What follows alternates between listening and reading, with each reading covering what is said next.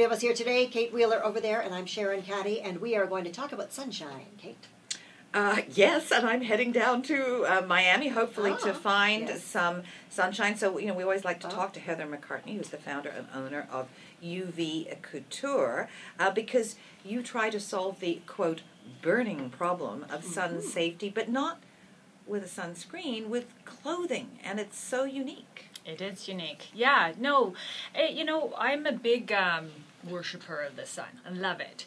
So we, a few years ago, decided to, I guess you could call me a lazy sunscreen user. I'm not good at reapplying every 2-3 hours, that type of thing.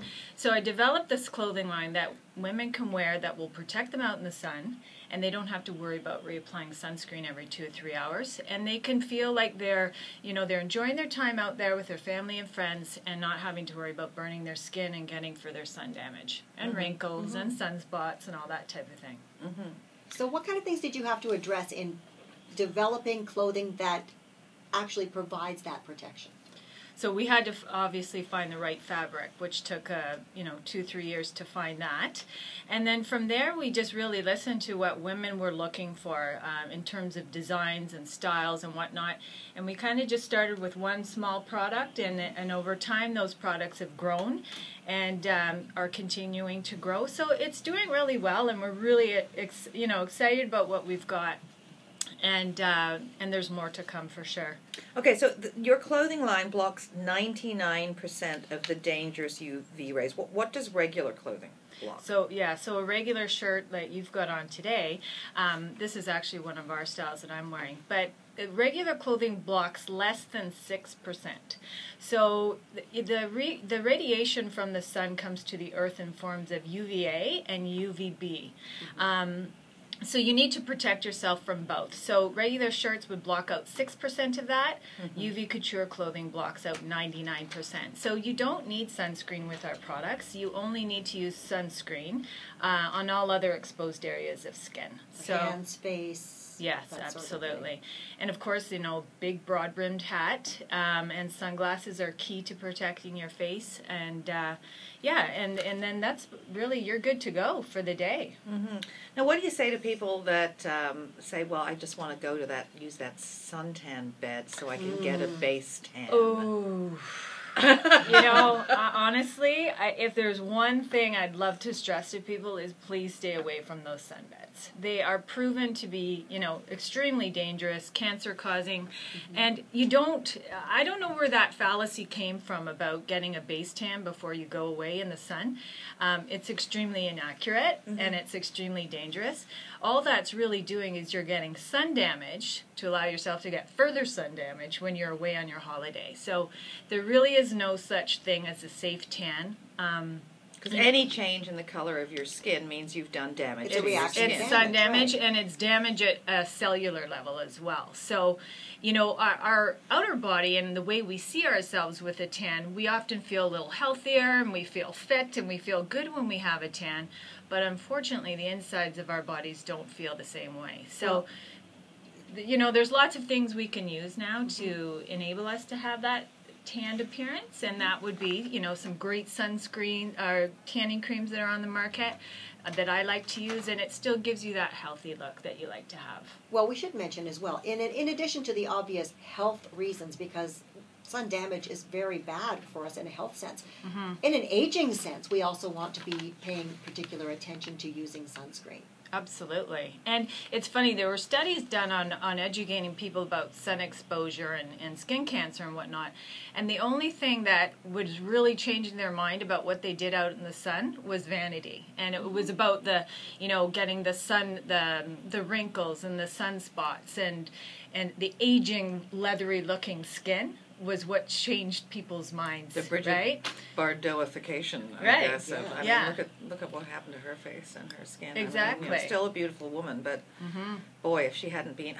I don't know about you, Sharon. I used to lie in the back garden didn't with we all? olive oil, Baby baby oil, Absolutely. and a reflective foil screen board. Yeah, Like, I was one of those girls too. I do love the warmth and feel of the sun to this day, and it's one of the big reasons why I started designing this clothing is because I'm not telling people not to be out in the sun and enjoying it.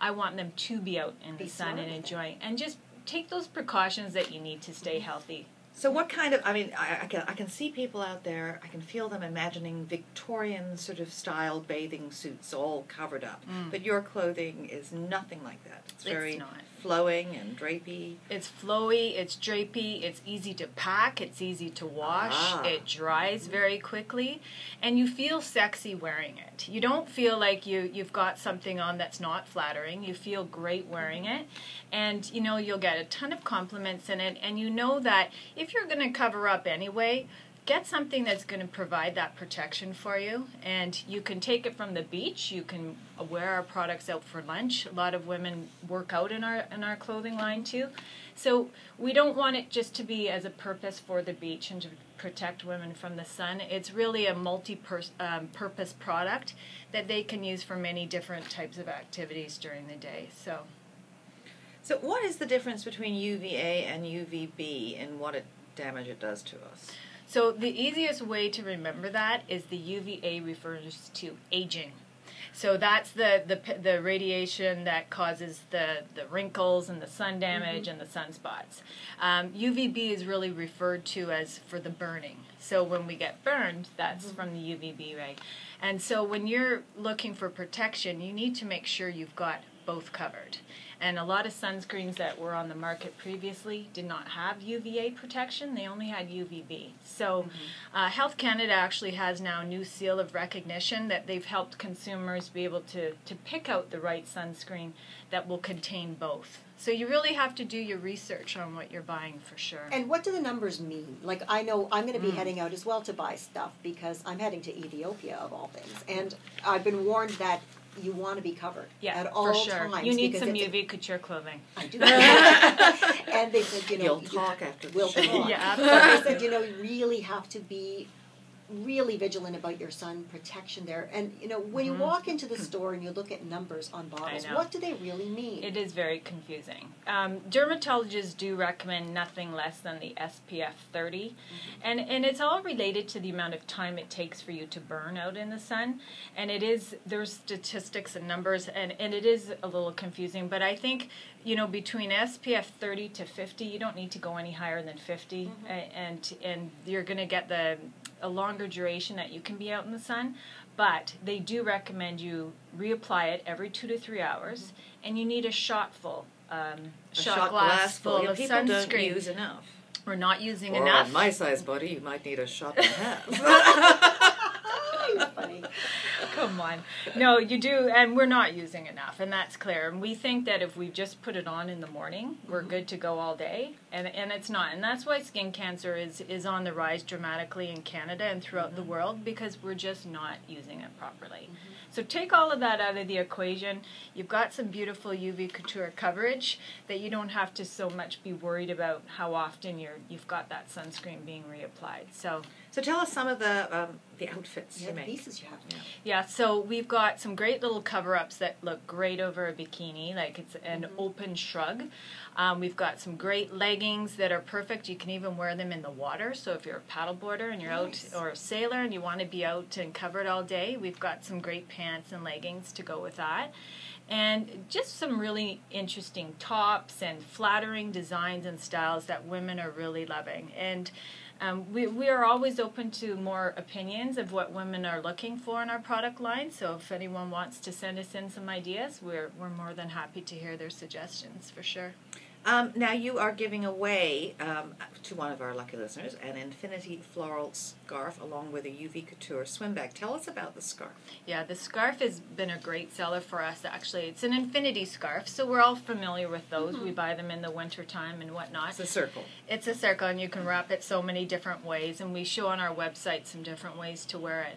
But it's great for covering the chest area, and you can wear it, drape it over your head. Sometimes women, particularly if they get their hair colored, you you're not supposed to be in the sun. It changes your hair color.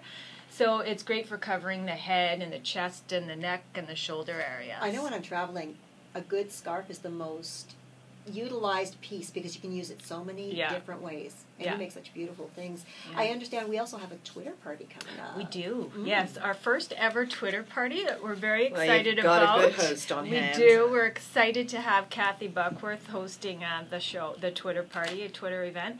So really it's just going to be an open concept, questions and very informal and light, and trying to provide people with some information and tips that they're asking us about, and some great giveaways too. So it's Thursday, March 3rd from 8:30 p.m. to 9:30 p.m. Eastern Time.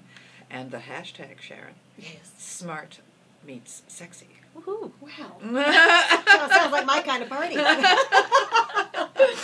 You know, one of the things that I contemplated doing, but I run out of time and I can't be doing it, because my daughter did this, and she said it's improved so dramatically over the last few years, is spray tan. Now, she said the difference was, she said, Mom, when you last went in and you stood in a booth and you were looking around there. She said this woman, like, did it with a hand spray. It's like art, yeah. And it was, she said, she got into crevices I didn't even know I had. But she said it was amazing. There was no streaking, there was no running, it was perfectly smooth, and she had the lightest. She just wanted, to not have that scared, bleached look as she on the first day out there. She said, so you got the lightest. But I had to remind her that does not provide you any protection. Yeah, and it's a mental thing, right? Yeah. Because we see color on our skin and we think, okay, well, there's that protection there that's going to prevent me from burning. And that is a big thing, because the spray tans, yes, they do provide some great color. And they do make you feel good. They're not orange anymore. They're not orange. No, they look very good. And but you do have to be careful when you're out in the sun. So Still. Well, my mother always said she never really understood where this tanning craze came from, and I guess it was like late 60s, early 70s, because it was always, in my best, Dame Maggie voice, it was always, well, darling, one's servants are tanned.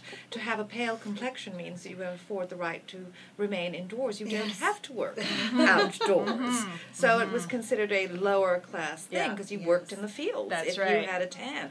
And we see Asian women carrying parasols, protecting themselves from the sun. In Australia, nobody looks twice at you if you walk if you're wearing a glamorous hat. I have a massive collection of hats, but here nobody wears them. It's always I want to bring back the hats. I wear my Let's hat bring this them summer. back. Let's bring them back. I have a few. I buy a new one almost every summer. Well, just be called. I'm old enough to be called eccentric now. I can just wear a hat every day and sort of get them out, because I think, and plus, it's great for covering up, the fact that you haven't had your roots done. Exactly. You can extend your color hair appointment for a couple more weeks. It's like Diane Keaton. She wears hats all the time, and she was diagnosed with skin cancer at 21. At 21, at 21, and she's lived throughout, and she's a big advocate of staying safe in the sun. And she looks pretty awesome. She looks amazing. And I think the trend is now becoming towards more like a paler beauty. You don't see a lot of celebrities now with tans, and if they do, you can tell they're the spray tans. But it's going to take some time to get there, to change people's mindsets about tanning, and it's the social aspect of it that's and Heather McCartney, you are making it easier for us to protect ourselves and look good great, in what we're wearing. So thank you very much. There's a blog up on our site by Heather, what you need to know before heading away this March break, everything you want and need to know about sun protection. And, of course, you will want to enter our contest. Email us at info@whatshesaid.radio.com with Infinity Floral in the subject line. Thank you for coming in. Thank you so much for having me. It's great to be here. Click the channel subscribe button for full-length interviews and more from What She Said here on YouTube.